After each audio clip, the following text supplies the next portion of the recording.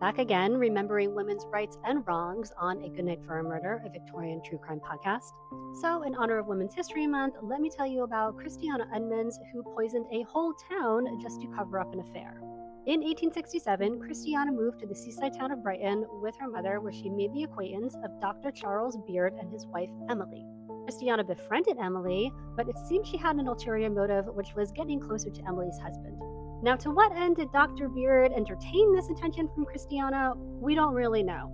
But one thing was clear to Christiana, which was that Emily had to go.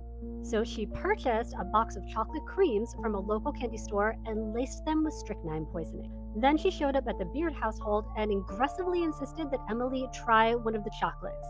She all but forced it into her mouth. Now, Emily did get sick, but fortunately she recovered. The encounter, though, was enough for Dr. Beard to ban Christiana from their household and cut off all contact with her. This sent Christiana into a panic. She insisted that she too had gotten sick from the chocolates, and to prove her point, she purchased another box, laced them with strychnine, returned them to the store, and then waited for someone to buy them and get sick.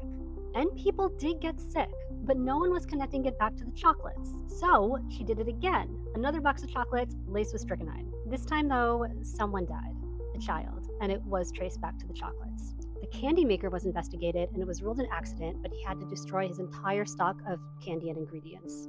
Christiana is losing her mind that none of this is proving her innocence to Dr. Beard, though. So she decided to take things up a notch. She traveled all the way to London and mailed back packages of poisoned fruits and cakes to prominent local members of the community, Dr. Beard's wife Emily again, and also herself. And more people got sick.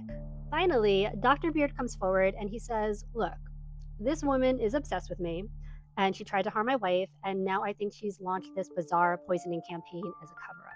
Police start to look into Christiana, and they find that she is the same person who mailed those packages back from London, and she is tried for the death of the child. Christiana was found morally defective, but not insane, and was initially sentenced to death, but her sentence was commuted to life imprisonment at the Broadmoor Criminal Lunatic Asylum, where she lived until she was 79.